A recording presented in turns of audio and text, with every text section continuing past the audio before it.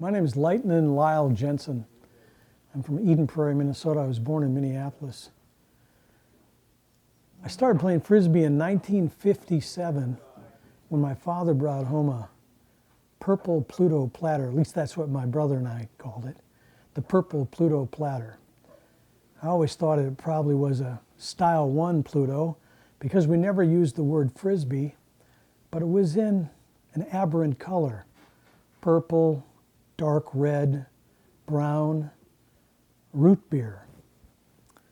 We enjoyed that Frisbee for many, many, many years until the 1960s when the Pro model came out, then later in the 60s when the Master Tournament model came out. Of course, we played with the Moonlighters. My brother and I would stick them in front of a 1965 Plymouth Belvedere with the lights on high beam and get them going and then go play where it was perfectly pitch dark, and we'd play for hours entertaining ourselves and all the other kids in the neighborhood. Frisbee has been a part of my life now for over 60 years. I'm going to show you a couple of those discs that I just talked about.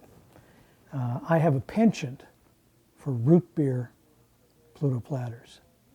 They're kind of hard to find, but you spend over 50 years of your life looking for them. You're going to rub elbows with a few people that might have some in an attic or stashed away at the lake cottage. So let me show you a couple here.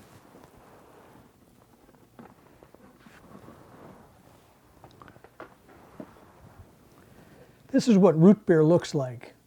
It's brown. This is what a typical red Pluto Platter would look like. You should be able to see that difference. Red root beer. For many years there was a lot of speculation about, well, is that root beer really a faded red? Or is it a different dye lot? From the hundreds of red Pluto Platters that I've looked at for all styles, I'm convinced, and many other people who collect these are convinced, that it was a dye lot that was more brown in its tint. And this is a true brown one. Now, there also are some that are dark red. Some people call them root beer. You can still see that it's much different. This is not faded on my left hand, your right. This is not faded. You can see they're the same color, both the front and the back. Dark red, deep. The first one I had was probably some combination of this, either an emerge purge or it was a darker dye lot of this deep red. The first disc I ever played with in 1957. I started collecting them in the early 1970s and have tried to get one of every color in each of the 7 styles of Wham-O Pluto Platters. In addition to those 7 styles,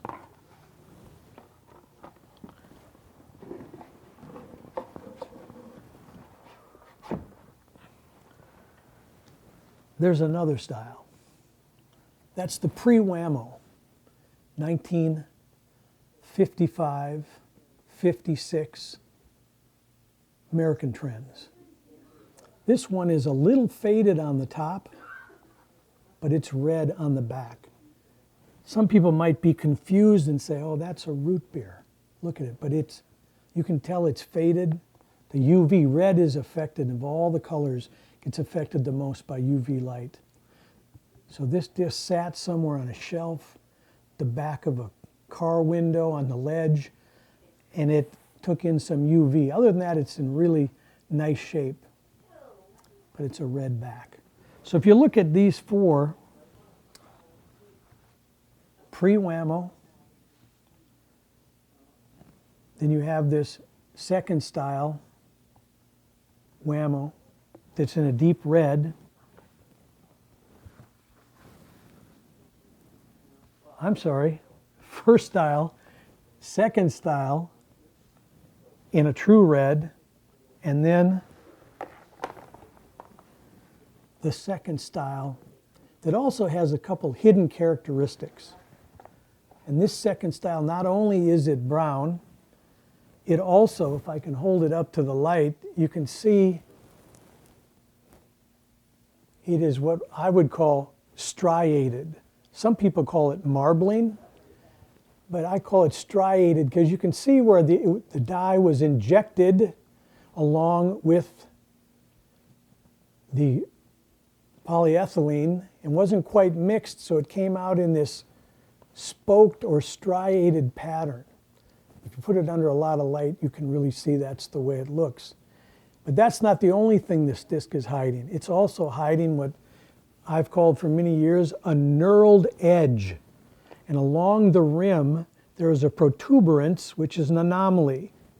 And in the cooling process, when it was set down or how it came out of the mold, it left this raised edge or raised ridge in between the cheek and the bottom of the rim. And we call it knurled with a K. So this has a lot going for it. It's a rare color, it's brown. It has radiant striation in it, and it has a knurled edge.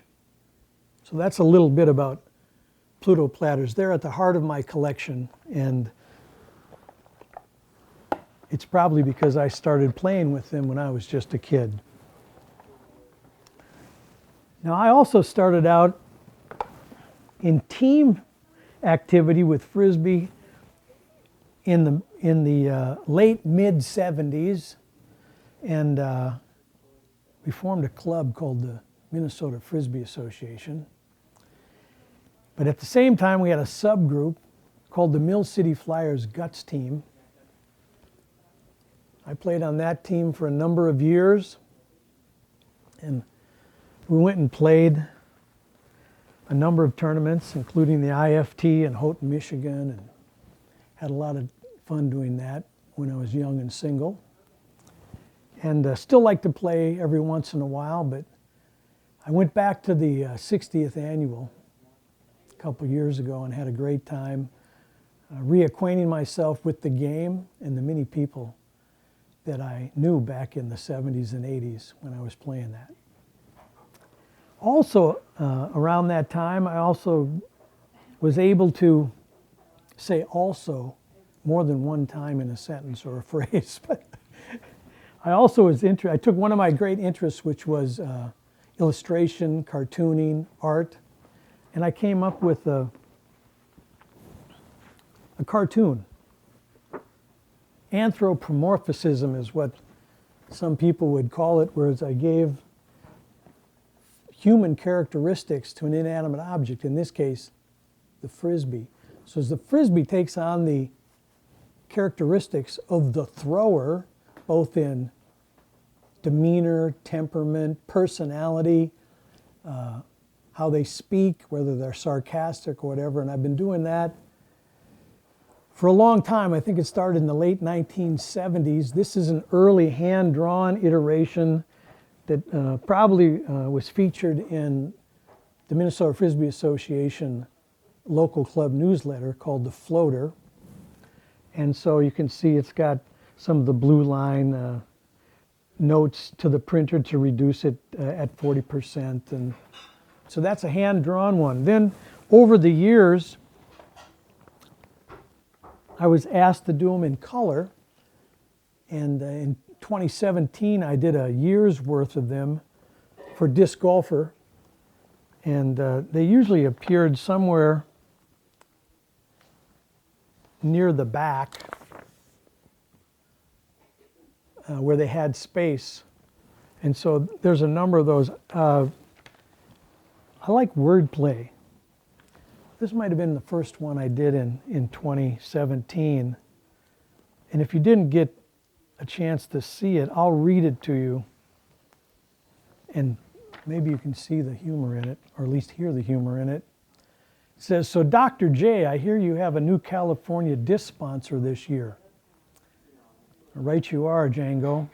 Now I can get that delicate new experimental XP plastic. Cool.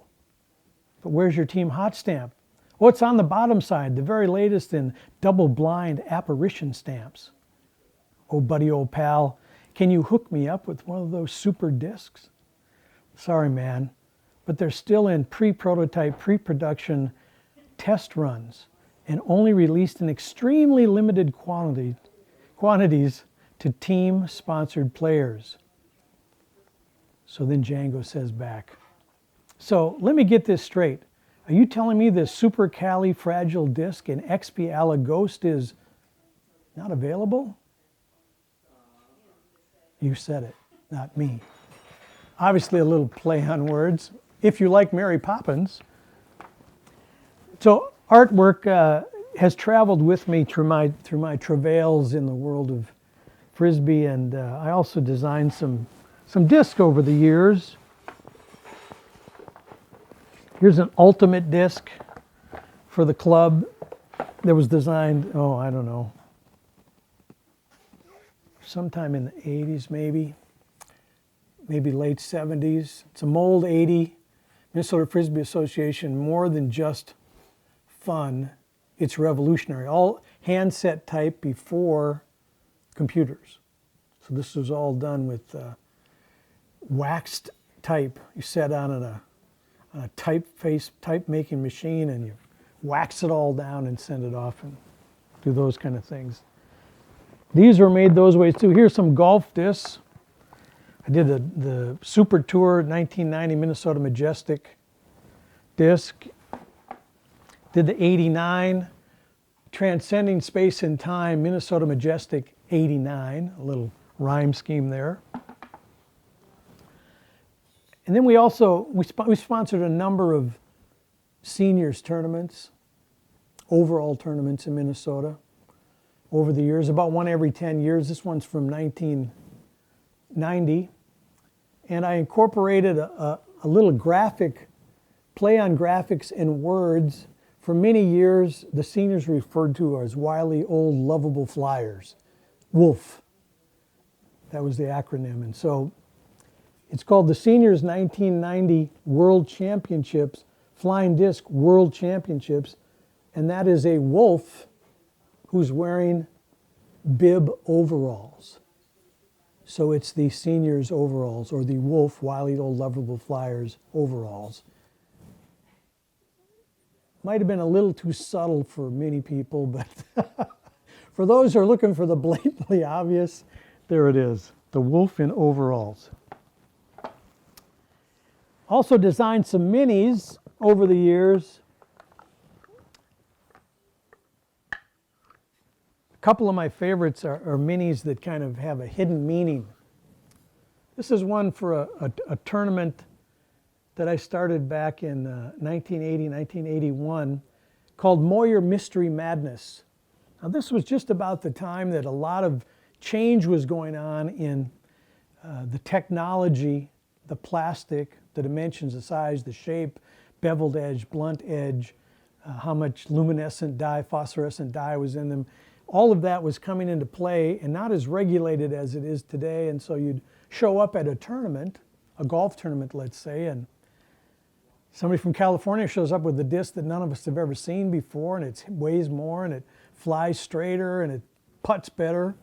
And so people would cry foul and say, hey, what's going on? Well, I came up with a tournament where it didn't matter what you were throwing, because as part of the entry fee, everybody got exactly the same disc. And it was a mystery disc. It was played at Moyer Park, so we called it Moyer Mystery Madness, because you could not throw any throws before the tournament started.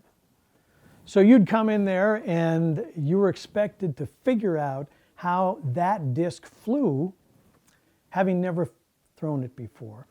And the person that had the best skill, knowledge, and technical prowess overcame not knowing what that disc did, and they ultimately would win it.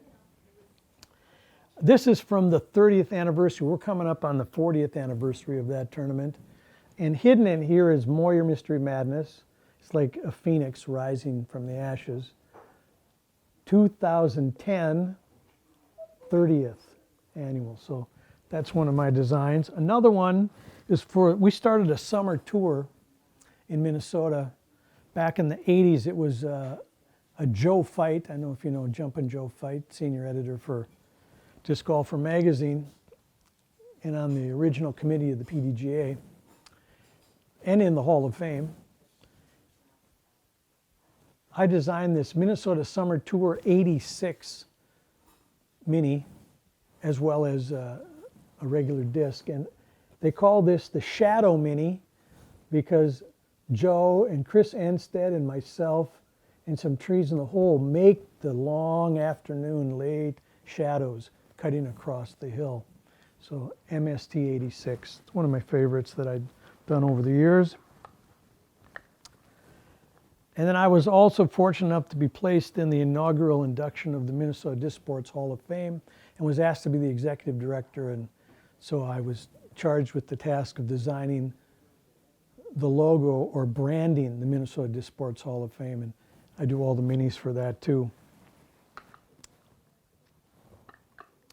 Now, I like to collect things, as you noticed in the root beers, that are hard to find.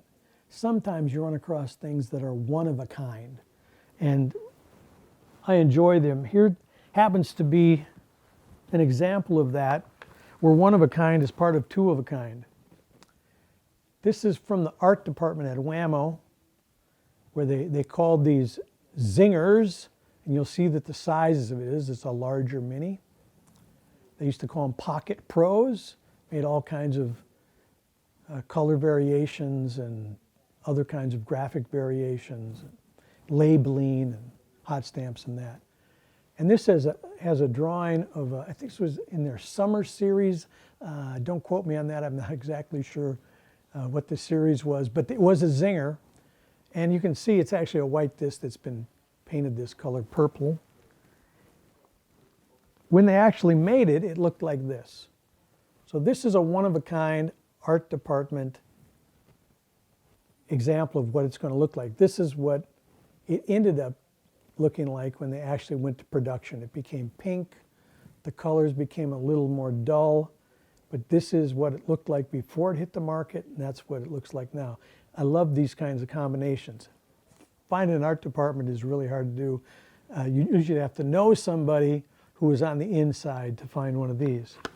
Now, if you have the production run of this one, this is a zinger that's kind of in a peachy kind of color, and it has a beautiful sunset and some palm trees. Write me, call me, send the Pony Express. I'd like to get the match to this, but I don't believe it ever went into production. Never seen it advertised, and I've never seen one. So if you have one, let me know. That would be fun to find its mate. Also over the years, I like to make up things, do different things with Frisbees. And that all started back when I was playing with my brother, throwing around the house. And my father was an avid ball golfer, among other things. And he cut down some clubs, some standard clubs, and made junior-sized clubs for my brother and I to hit wiffle balls around the house and over the house and around the yard. That, when we got a Frisbee, we kind of turned that game into a Frisbee. We didn't know it was Frisbee golf. We didn't call it disc golf. We just tried to play golf like we did with the wiffle balls and a club with the Frisbees. And so that got me interested in playing that, and we played games like that in college. We made up a game called Dilemma, which was very much like Jim Palmieri's double disc court or double disc court with single players. We had a little place on the campus where I was going to college that was cut off the quad that had two really nice zones that you had to play in. And it was played very much like DDC. We also just played recreationally. These are a couple photos of me playing back in. Now this is ironic that I would show you that disc with the wolf with overalls on. I have some overalls on in these two shots from, I think it's 1972. Looks like the Mod Squad in that one. Where were you in 72? I was playing Frisbee and going to school.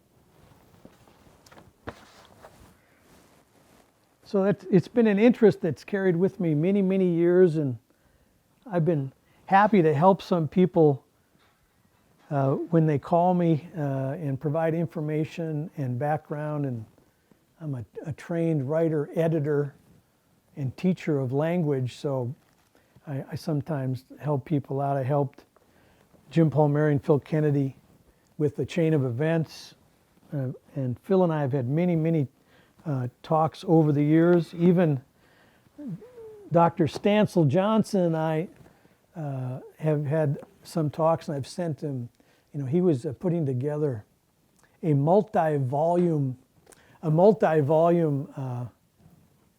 book of Frisbee terms, and I sent him a number of pages, and we laughed over a lot of them because some of them are very, very regional, to be kind. They're very different, and sometimes from region to region, it's the same. The descriptor is the same, but the name is different, and so that difference just shows you how universal Frisbee can be. Doesn't matter where you're from, how old you are. It's a lifetime activity. And to me, all this plastic is fun. All the things I've had the great privilege of doing over the years, really the people are the most important part. I've made friends that I have had for almost a lifetime, and we'll dance on each other's grave, probably holding that raw polyethylene platter in our hands. I'm glad you took a little time to listen to this. It's been fun. If you don't play Frisbee, go out there and try it. There's got to be an activity you're going to enjoy. I know I have. Have a great day, and God bless.